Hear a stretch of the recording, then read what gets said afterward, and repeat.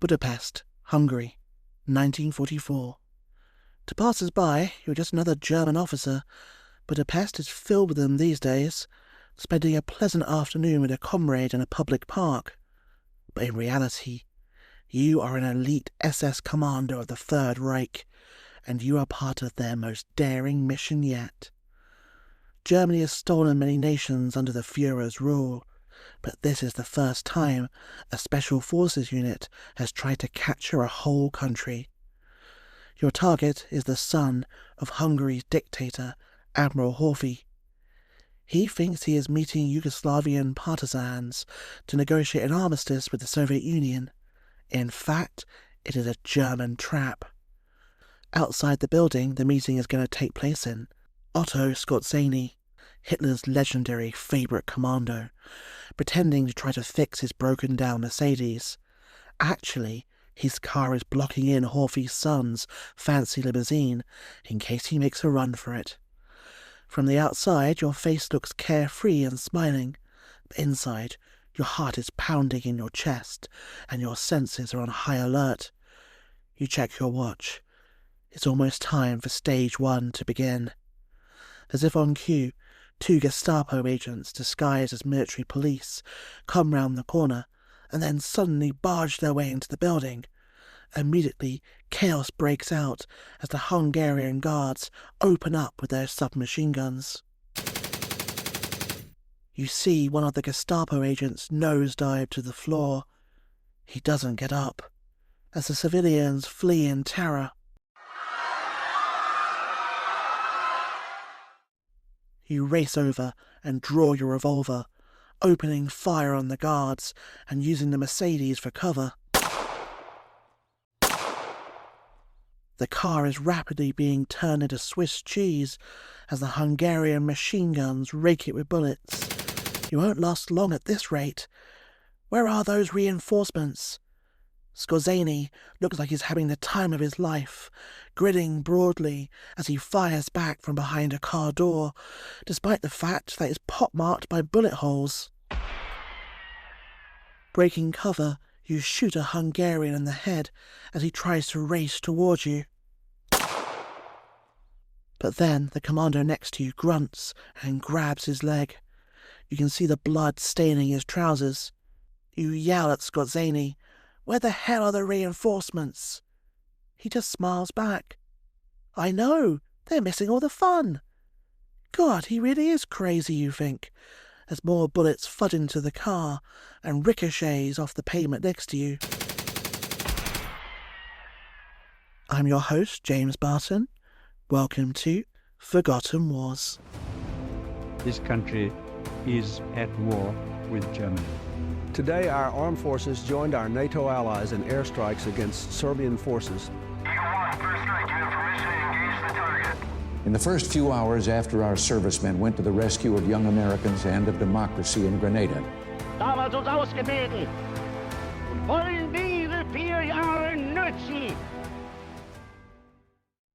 Hello everyone, welcome to the show. Apologies this episode is 1 week late.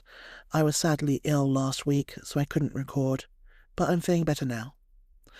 In today's episode, we're covering one of the most daring commando operations of World War II. In 1944, the war had decisively turned against Nazi Germany, and its previously dependable Hungarian ally was desperate not to go down with the sinking ship.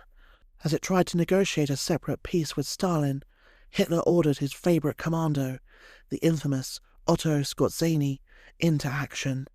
His mission? Nothing less than hijacking an entire country. Skorzeny would serve his master well. Few nations after World War I had fallen so far and so fast than Hungary. In 1914, it had been a vastly larger country than we know today, and a co-equal partner in the Austro-Hungarian Empire. But with the defeat of the Central Powers in 1918, it all came crashing down. The empire collapsed, and a newly independent Hungary was harshly punished by the Allies, losing 70% of its pre-war territory and 65% of its former population. Throw in economic collapse, hyperinflation just as bad as Weimar Germany's, and a brief communist takeover, and it's safe to say Hungary was in a mess. A traumatized and angry population called out for a saviour. In stepped Admiral Horthy. A hero of the World War I Austro-Hungarian Navy, he had lost everything in 1918. Originally from Transylvania, his home was now in Romania. He had become a refugee, forced to flee what was left of his nation. The newly landlocked country didn't even have a navy anymore, so he was out of a job as well. His luck changed when conservative forces in the nation rallied around him, and November the 16th, 1919, Horthy entered Budapest on a white horse at the head of his troops, launching a white terror that eradicated Hungarian communism for the next generation.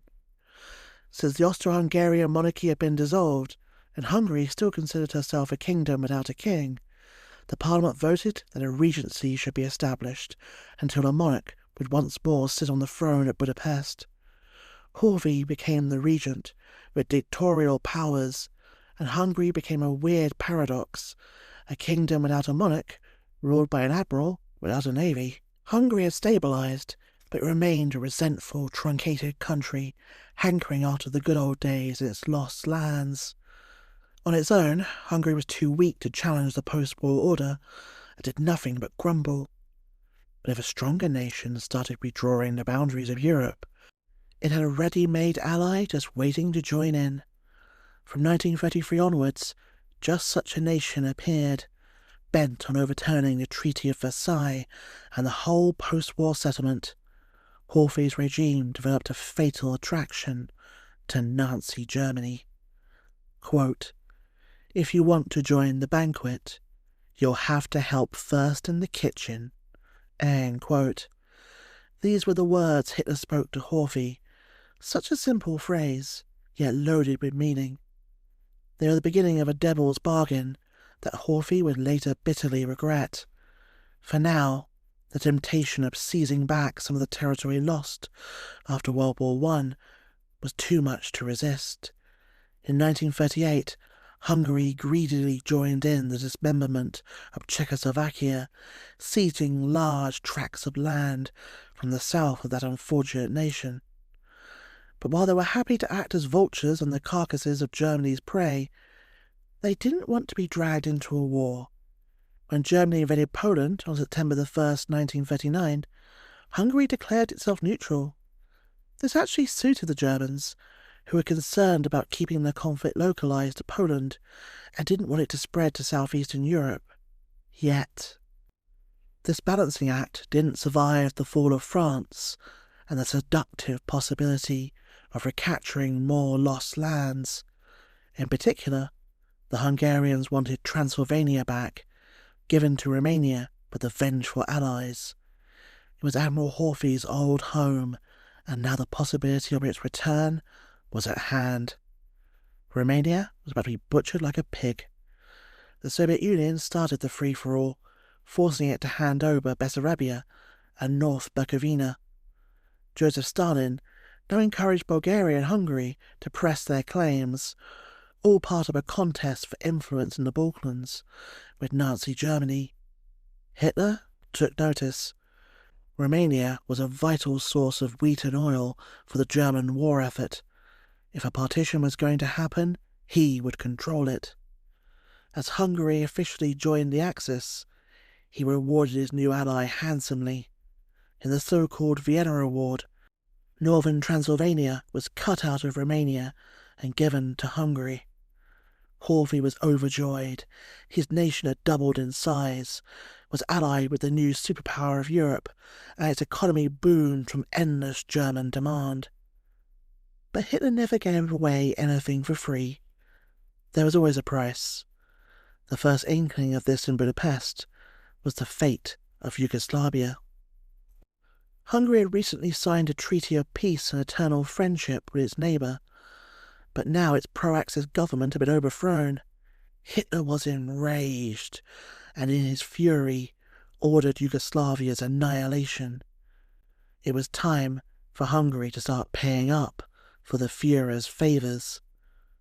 Under tremendous pressure from Berlin, Prime Minister Paul Teleki allowed German troops to use Hungarian territory, but refused to join in the invasion. Facing threats of Britain declaring war on Budapest, he began to collapse under the pressure. He was the first in Horthy's regime to see a terrifying glimpse of the future. He could take it no more. In despair, he killed himself. He left a prophetic letter for Horthy, quote, "Excellency, we have become word breakers out of cowardice and broke our promise of the eternal friendship agreement based on your Mohacs speech. The nation senses that we have cast away its honour. We have sided with the villains because the atrocities they reported are a pack of lies. There were none against the Hungarians, and none even against the Germans. We will be robbing a corpse. We will be the most miserable of nations. I did not hold you back. I am guilty." End quote. Winston Churchill was deeply affected by Teleki's death. Until the end of the war, an empty seat was left for Teleki in the British Parliament. His successor, Laszlo Badosi, had no such scruples about joining in the partition of Yugoslavia, seizing the final territory Hungary regained from their German alliance. Hitler wasn't done with his demands on Budapest. Horthy, the admiral without a sea, would soon be forced into providing troops for Operation Barbarossa. 200,000 Hungarian soldiers would be sent into Soviet Ukraine, earning a reputation for extreme brutality. The Hungarian chief of the General Staff boasted that the Soviet Union would collapse in just 6 weeks. Well, 6 weeks came and went, but still the USSR remained in the fight. For the first time, Horthy began to doubt the wisdom of the German alliance, but it was too late to back out now. Sent to protect the German flanks as they fought the Battle of Stalingrad, disaster soon came. Of the 200,000 soldiers who took part, 143,000 were killed, missing or wounded. What was left of the Hungarian Second Army was then destroyed at the Battle of Voronezh. The Russian snows had swallowed up the best of the Hungarian army, including Horthy's eldest son. Hungary barely had a national army anymore.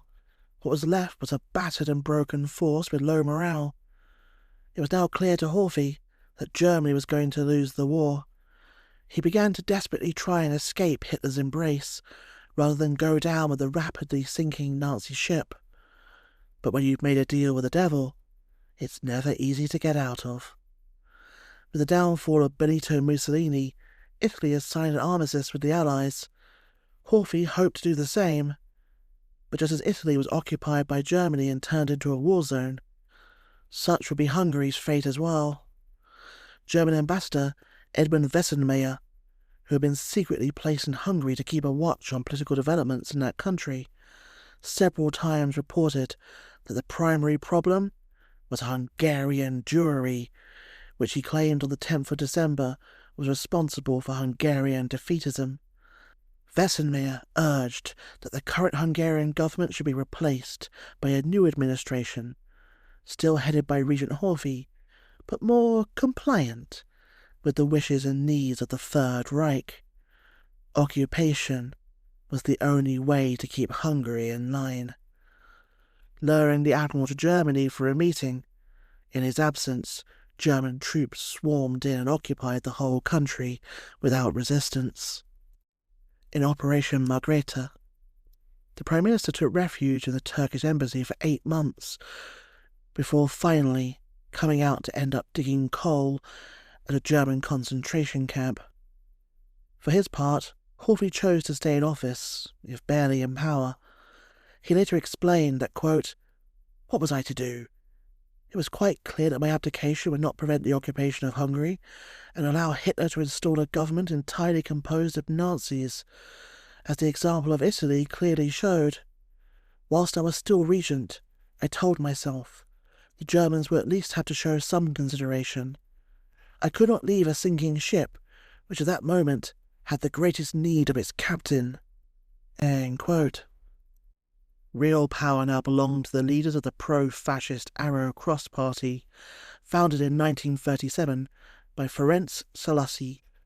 Horthy had tried to keep them under control and had even banned the party recently, but now they were running the show under the tutelage of their Nazi masters.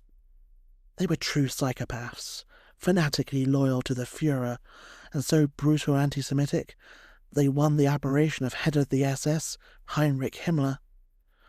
Horthy had no love for Hungary's 800,000 Jews, and fully believed in the same anti-Semitic conspiracy theories that motivated Hitler.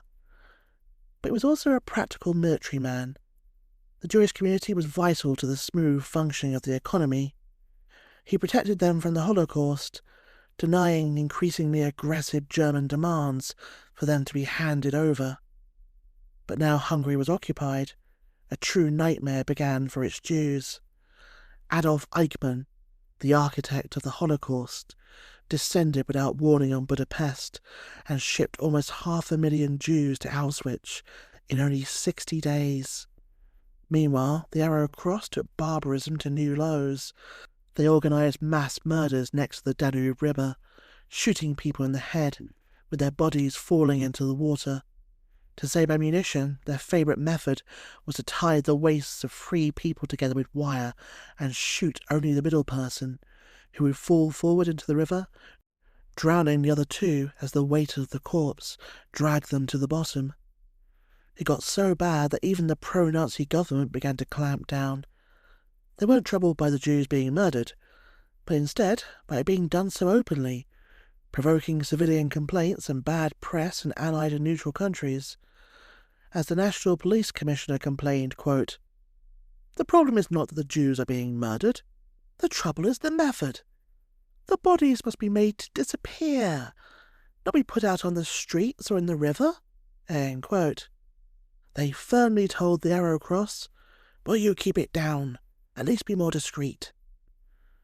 Things were going from bad to worse by August 1944, as Germany's whole position in the Balkans began collapsing. The Red Army swept into Romania, and its pro-fascist dictator, Ion Antonescu, and the generals loyal to him were arrested in Bucharest. The new government of Romania announced its withdrawal from the war as it became a battlefield between the 2 mighty powers of Germany and the Soviet Union. Bulgaria then surrendered in September, and finally, the Red Army's relentless advance reached Hungarian territory. An increasingly desperate Horthy made one last attempt to try and get his country out of the war before it was too late.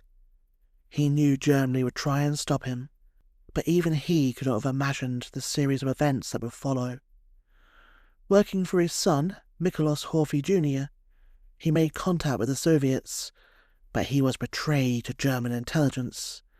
The infamous Waffen-SS Major Otto Skorzeny was given the mission of a lifetime by Hitler, hijacking a whole country and overthrowing Horthy. Like so many leading Nazis, Skorzeny was Austrian. While studying at the Vienna Higher Technical School, he became addicted to dueling, taking part in 15 duels. In one of them, he received his famous scar across his face. In 1934, Skorzeny joined the 89th SS Standard. During the Anschluss of Austria, he took part in a high-profile action for the first time, arresting the anti-Nazi Chancellor Schuschnigg. Rising rapidly through the ranks, by April 1943, Skorzeny was appointed commander of the SS's Special Force Units, created for reconnaissance and sabotage operations. It was in this post that he would soon become famous throughout the world. Already in September, during the incredibly daring Operation Oak, he had freed the arrested Mussolini. The dictator was held in the virtually impregnable mountain hotel, Campo Imperatore, and guarded by 250 Carbonari. Skorzeny, with only 106 men at his disposal, freed the fallen dictator and brought him back to Nazi-controlled territory. Goebbels declared the operation, quote, "a heroic feat of the SS troops," end quote, and Himmler praised it as, quote, "a cavalry charge of the SS," end quote. Skorzeny was richly rewarded for his feat. He received the rank of SS Sturmbannführer, the Knight's Cross of the Order of the Iron Cross, and, as a special token of Hitler's personal gratitude for rescuing Mussolini, a signed enamel-and-gold cigarette case crafted in a Nazi concentration camp, and a solid gold Death's Head SS ring. Sounds lovely. He also got a standing invitation to midnight tea from Hitler, which he wisely declined. Those midnight teas were notoriously boring, as the Führer monologued at his guests for hours without interruption. In July of the same year, 1944, Skorzeny took an active part in suppressing the Generals' Conspiracy, the same one during which an unsuccessful attempt was made to assassinate Hitler at his headquarters in the Wolf's Lair. Skorzeny then kept the headquarters of the Ground Forces Reserve Army under control for 36 hours, until the telephone connection with the Führer's headquarters was restored. Praised to the skies as a hero in Germany, and feared by the Allies, Skorzeny declared himself the most dangerous man in Europe. And now, Hitler's favourite commando, with brutal blank check authorization in hand, was on his way to Budapest for his greatest mission. Posing as a tourist from Cologne named Dr. Wolf and staying in a modest hotel, Skorzeny diligently walked the streets in civilian clothes, guidebook in hand, seemingly taking in the sights, but actually scouting the city while plotting in secret with the local Wehrmacht units, SS and Arrow Cross elements. I honestly don't know how he got away with the tourist disguise. He was a formidable-looking man of military age, with a massive dueling scar on his face, who practically screamed out, "I am a German officer." Also, the Nazis were always using wolf imagery. Hitler's headquarters was called the Wolf's Lair, and Hitler had even used the name Mr. Wolf to travel incognito before he came to power. Meanwhile, at this time, Goebbels' propaganda machine was creating the myth of the werewolf guerrilla units that would supposedly fight on after the Reich was defeated. All of this was widely known, and a more obvious name couldn't have been picked. It was like a CIA agent calling himself Dr. Uncle Sam. Budapest, while a beautiful ancient city, also wasn't much of a tourist destination at this time. It was being regularly bombed, and the Jews were still being murdered in the streets in broad daylight. Granted, by 1944, good holiday destinations were increasingly short supply for the citizens of Nazi Germany, but still, the whole thing didn't ring entirely true. Skorzeny's whole disguise had a million holes in it, but somehow he pulled it off. The Nazis would have been quite happy to kill off Horthy, but they were worried that if they did, it would cause the whole Hungarian population to turn against them and rise up, something they couldn't afford with the Soviet army rolling into Eastern Europe. Trying to capture Horthy also seemed a non-starter, as he now never left his residence on Castle Hill, a formidable fortress filled with loyal troops and the centre of power in Hungary. Instead, Skorzeny came up with a plan to kidnap Horthy's son and use him as leverage to keep the Admiral in line. The operation to come was originally codenamed the unimaginative Marguerite II. However, Skorzeny, in his typical style, chose to relabel it Mickey Mouse, much to the chagrin of his superiors. After much arguing and appeals to the Führer, it was eventually called Operation Panzerfaust as something of a compromise. It says it all about the Nazi bureaucracy that as the Allies approached them on all sides, they were fighting about the name of an operation. You can't call it Mickey Mouse.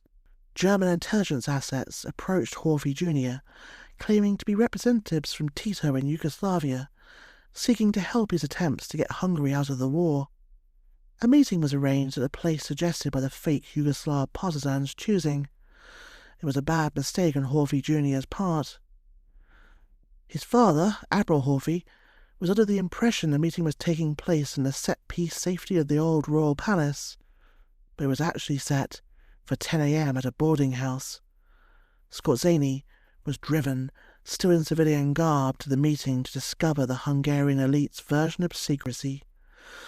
The younger Horthy's limousine, the biggest and flashiest car in the whole city, was parked at the curb in plain view, where a trio of army officers sat in a truck behind it, while another pair made a suspicious show of strolling in the park across the street.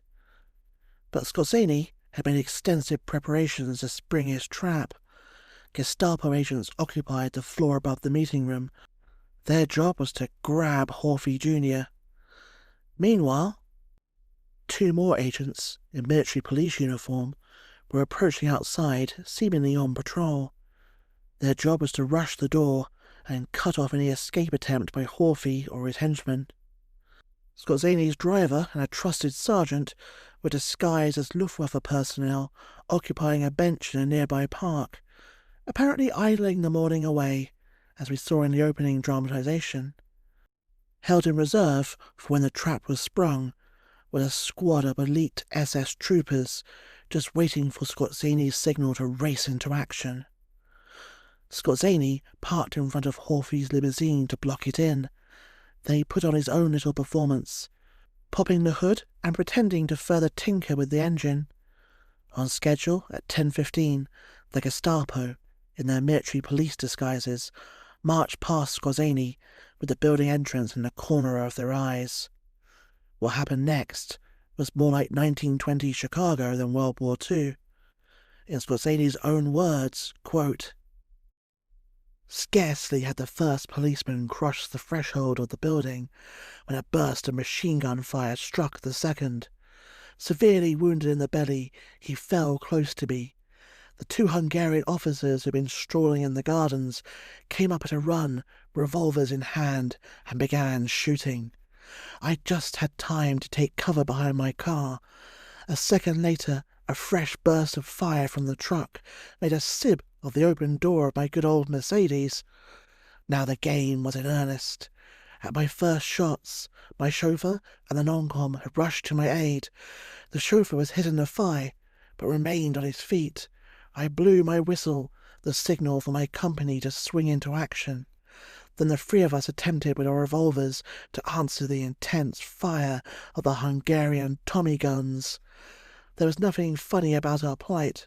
My car, behind which the 3 of us were crouched, began to look more and more like a sieve on every side. Bullets ricocheted around us. From time to time, we put our heads out, just for a fraction of a second, in order to take at least approximate aim so as to keep our assailants at a distance, if the word can be used when men are firing at you from 10 to 15 yards. End quote. Skorzeny and his henchmen were only saved by the SS reinforcements finally arriving. Meanwhile, inside the building, poor Horthy Jr. was seized and beaten up by Gestapo agents. They rolled him up in a Persian carpet as he struggled and cursed. Then he was lugged out and unceremoniously dumped in the back of a truck. Soon he was on a plane heading to Germany. News of the kidnapping reached Admiral Horthy shortly before a scheduled session of the Crown Council later that morning. Devastated by his son's kidnapping, he proved he was made of sterner stuff than the Nazis have fought. At 1 p.m, Horthy went on the radio to announce that an armistice had just been signed near Moscow. Quote, "Today, it is obvious to any sober-minded person that the German Reich has lost the war. All governments responsible for the destiny of their countries must draw the appropriate conclusions from this fact. For as a great German statesman, Bismarck, once said, no nation ought to sacrifice itself on the altar of an alliance. I decided to safeguard Hungary's honour even against her former ally, although this ally, instead of supplying the promised military help, meant finally to rob the Hungarian nation of its greatest treasure, its freedom and its independence. I informed a representative of the German Reich that we are about to conclude a military armistice with our former enemies and to cease all hostilities against them." End quote.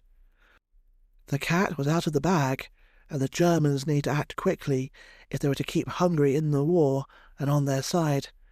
With Nazi help, the Arrow Cross seized the radio station shortly after Horthy signed off. A party member read a counter-proclamation full of praise of Hitler and declaring that Hungary would remain loyal to its alliance with Berlin. The commanding officer and his assistant of the 2 remaining Hungarian army units in Budapest were arrested and disappeared, never to be seen again.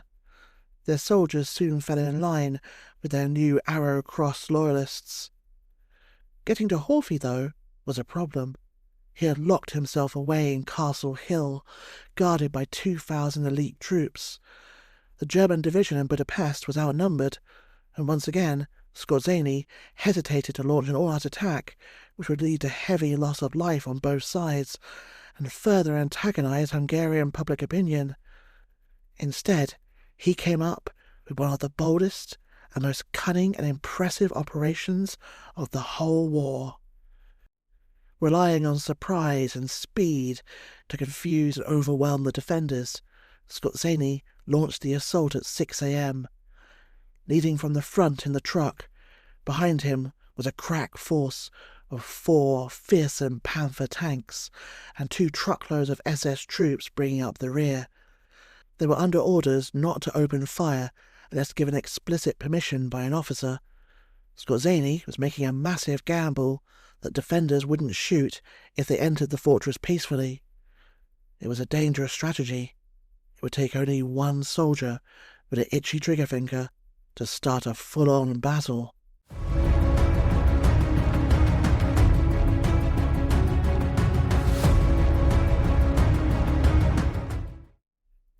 It is almost time.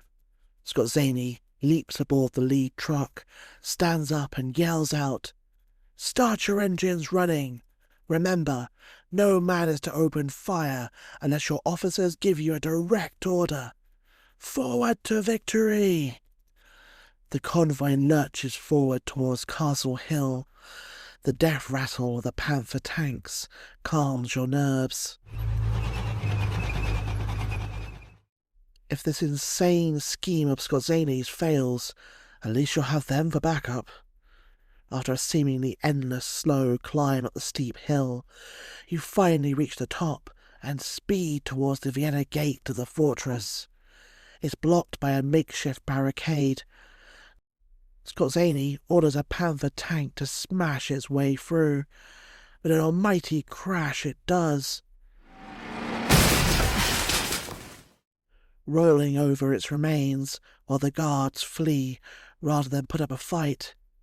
So far, so good, but up ahead is the main barracks, filled with elite troops. It's not over yet. Machine guns are visible at its windows.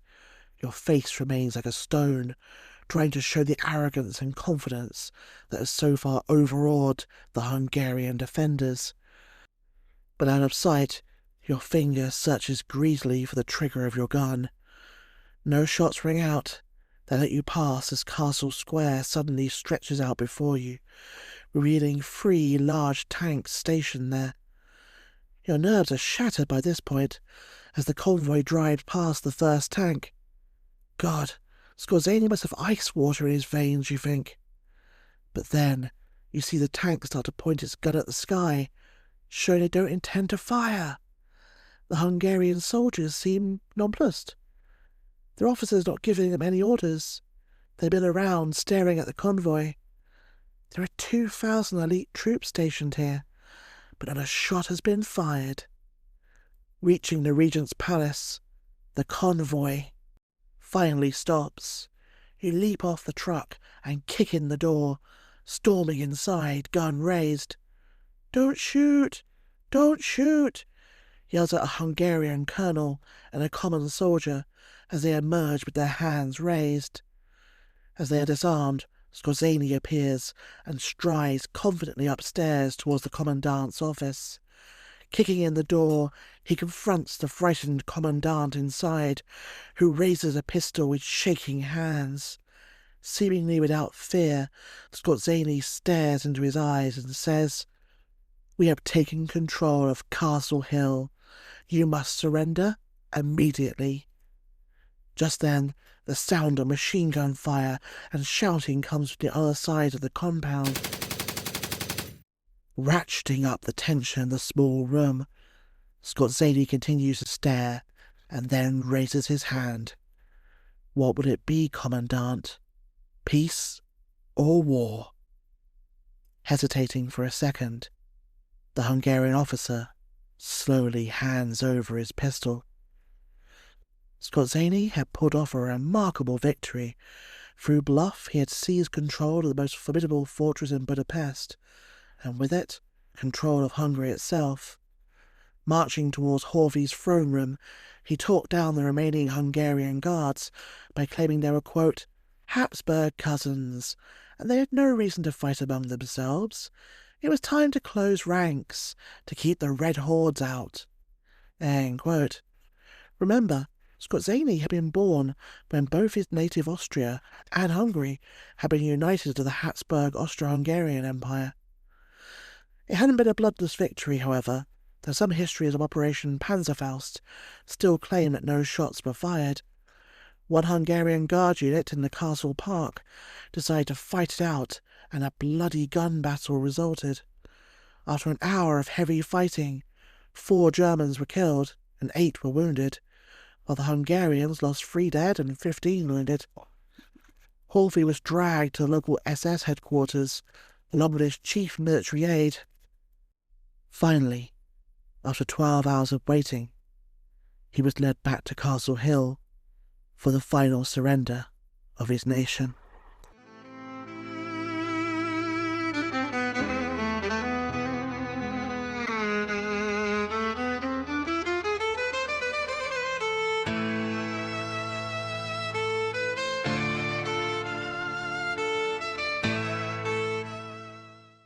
As the burly SS guards escort you into the palace, thoughts swirl around your head. How did it come to this? How could you have been such a fool?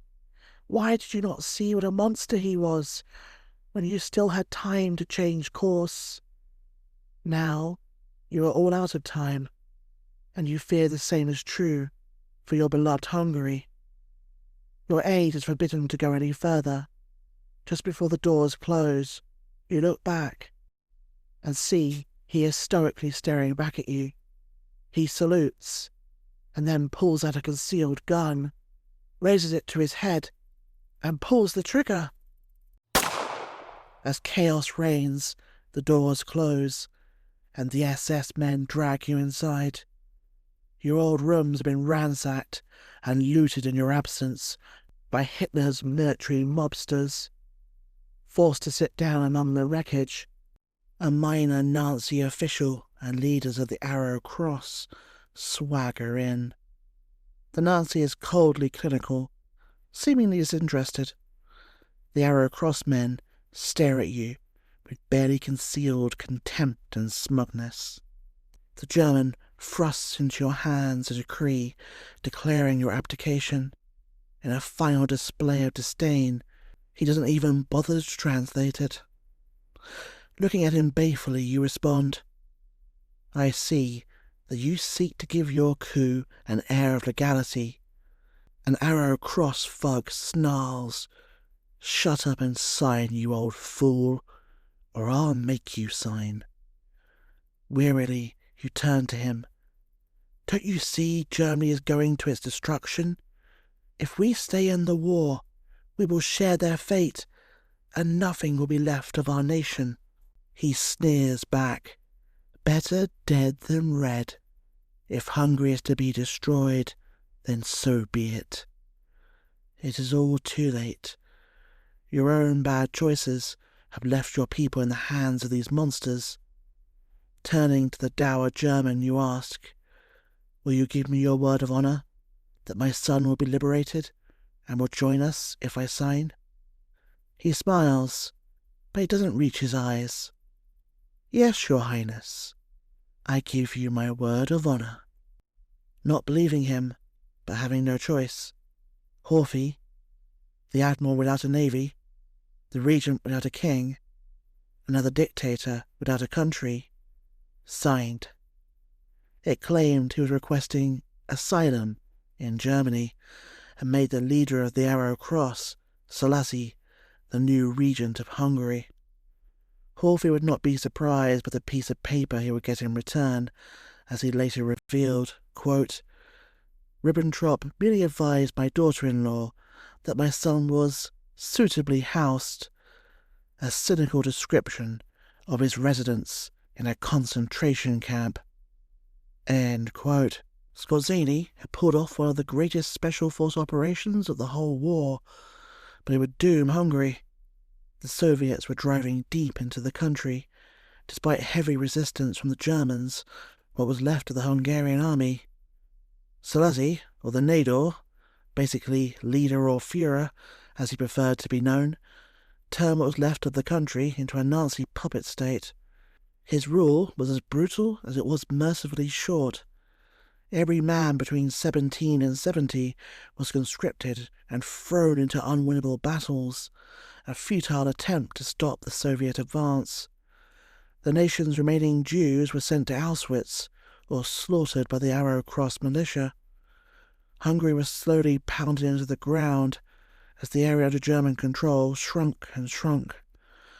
Budapest, in particular, paid a terrible price for Horthy's deal with the devil. Declared a fortress city by Hitler, which meant it must be held at all costs, it would endure one of the most brutal sieges of the whole war.